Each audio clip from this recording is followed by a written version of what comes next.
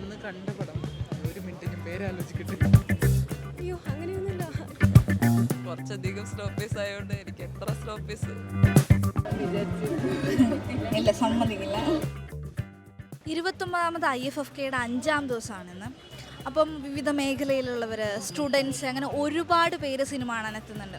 അപ്പോൾ അവർക്കിഷ്ടപ്പെട്ട സിനിമയെക്കുറിച്ച് പറയുന്നൊരു സെഗ്മെൻറ്റാണ് കൈരളി ന്യൂസിൻ്റെ ഞാൻ കണ്ട സിനിമ.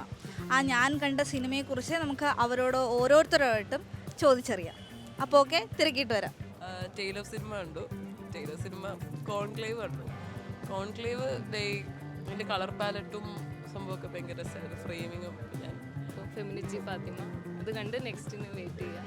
സിനിമ ഒരുപാട് ഇഷ്ടമായി. ഇവർ ഇത്രയും സീരിയസ് ആയിട്ടുള്ള ഒരു ടോപ്പിക്ക് നർമ്മം കലർത്തി അവതരിപ്പിച്ചത് എൻജോയബിൾ ആയിരുന്നു നന്നായിട്ട്. ഞാൻ ഒന്നേ കണ്ടിട്ടുള്ളൂ, കോൺക്ലേവ്. നല്ല സിനിമ, നല്ല സിനിമയാണ്. വളരെ കുറച്ച് പേരേ ഉള്ളെങ്കിലും ഭയങ്കര സസ്പെൻസ് ഒക്കെ വെച്ച് നല്ല അടിപൊളിയായിട്ട് മേക്ക് ചെയ്തിട്ടുണ്ട്. നല്ല ഇന്നൊന്നേ കണ്ടിട്ടുള്ളൂ. ഇന്നലെ കണ്ട സിനിമകളൊക്കെ നല്ല തന്നെയായിരുന്നു. അൺഫിനിഷ്ഡ് ഫിലിം എന്ന് പറഞ്ഞൊരു ചൈനീസ് പടം. വൈബും കാര്യങ്ങളും വൈബ് നല്ലതല്ലേ. ഫ്രണ്ട്സും ഒക്കെ ആയിട്ട് വരികയാണെന്നുണ്ടെങ്കിൽ വൈബിന് കുറവൊന്നുമില്ല. ഇതെല്ലാം വിഷയമാണ്.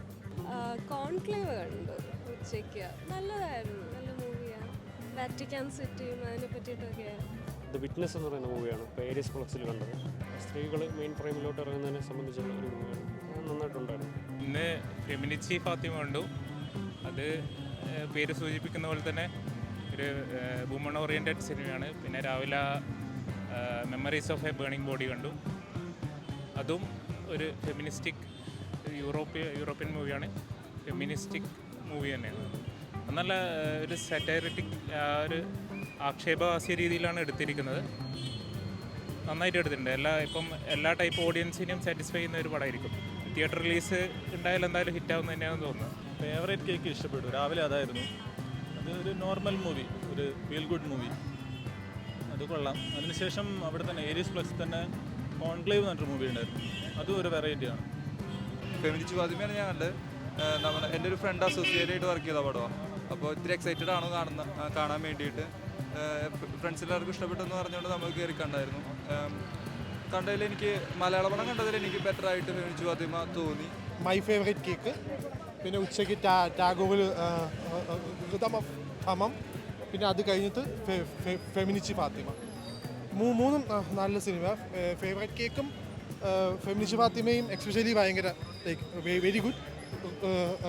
ഹൃദമം വേറൊരു സ്റ്റൈലിലുള്ള ഒരു ഫാൻറ്റസി, അതേസമയം ഒരു സോഷ്യൽ കമൻട്രി, ഒരു ജാതി രാഷ്ട്രീയം സംസാരിക്കുന്ന ഒരു സിനിമയാണ് ഫെമിനിസ്റ്റ് ഫാത്തിമ.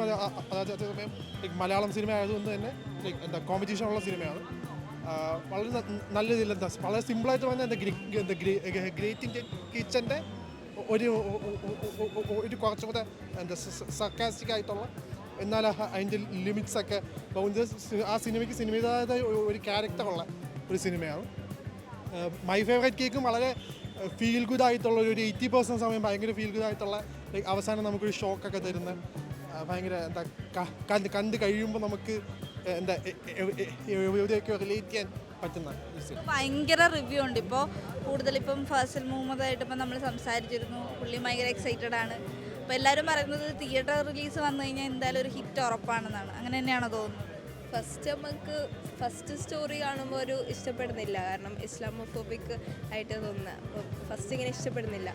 പിന്നെ സ്റ്റോറി കൊണ്ടുപോകുന്ന ഒരു എലമെൻസൊക്കെ കാണുമ്പോൾ ഒരു ഇഷ്ടം തോന്നുന്നുണ്ട്. പിന്നെ ഇതൊക്കെ റിയാലിറ്റി അല്ലായിരുന്നു എന്ന് ആലോചിക്കുമ്പോൾ ഒരു രസം തോന്നുന്നുണ്ട്. ഒരു ടൈമിൽ ഇവിടെ നടന്നുകൊണ്ടിരുന്ന കാര്യങ്ങൾ തന്നെ അതിൽ പോർട്രേ ചെയ്യുന്നത്. പക്ഷെ ഇപ്പോൾ അതിൽ കുറേ ചേഞ്ച് ഉണ്ടല്ലോ. അപ്പോൾ ഫസ്റ്റിൽ നമ്മൾ ആ ഒരു ഫസ്റ്റ് ഹാഫ് കാണുമ്പോൾ നമ്മൾ വിചാരിക്കും ഈ ഒരു സംഗതി എന്താ ഇങ്ങനെ പോർട്രേ ചെയ്തത്, ഇപ്പം ഇങ്ങനെയൊന്നും അല്ലല്ലോ എന്നുള്ളൊരു തോട്ട് വരും. പക്ഷേ സെക്കൻഡ് കഴിയാൻ ലാസ്റ്റിലേക്കാവുമ്പോൾ ആ ഒരു സാധനം മാറി വരുന്നുണ്ട്. അപ്പോൾ ടോട്ടലി നോക്കുമ്പോൾ കുഴപ്പമില്ല. ഞാൻ ഒരു ഇന്ത്യൻ മൂവിയാണ് കണ്ടത്, ഹ്യൂമൻസ് ഇൻ ദ ലുക്ക് എന്ന് പറഞ്ഞിട്ട്. നല്ല പടമായിരുന്നു. നല്ല ഒരു ഡിഫറെൻറ്റ് തീമായിരുന്നു. കുറച്ചും കൂടി നേച്ചറിനോടൊക്കെ ചേർന്ന് ഒരു ഡിഫറെൻറ്റ് അപ്രോച്ച്.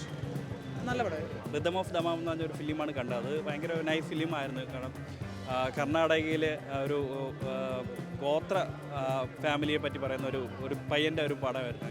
നമുക്ക് ഭയങ്കര ഒരു വ്യത്യസ്തമായ ഒരു അനുഭവമായിരുന്നു. കാരണം നമ്മളെ മലയാളത്തിലോ അല്ലെങ്കിൽ ഇന്ത്യൻ ഫിലിമിൽ ഇങ്ങനെയൊക്കെ കിട്ടുന്ന വളരെ റെയർ ആയിട്ടാണ്. അപ്പോൾ അങ്ങനെ ഒരു മ്യൂസിക്, പിന്നെ ഭയങ്കര വെറൈറ്റി ഓഫ് മ്യൂസിക്, ഒരു നാടൻ സംഗീതം, അതിൻ്റെ ഒരു വ്യത്യസ്തമായ ഒരു മേഖല തന്നെ നമുക്ക് ആസ്വദിക്കാൻ പറ്റി. അങ്ങനെ ഭയങ്കര ഇഷ്ടപ്പെട്ടു ആ പടം.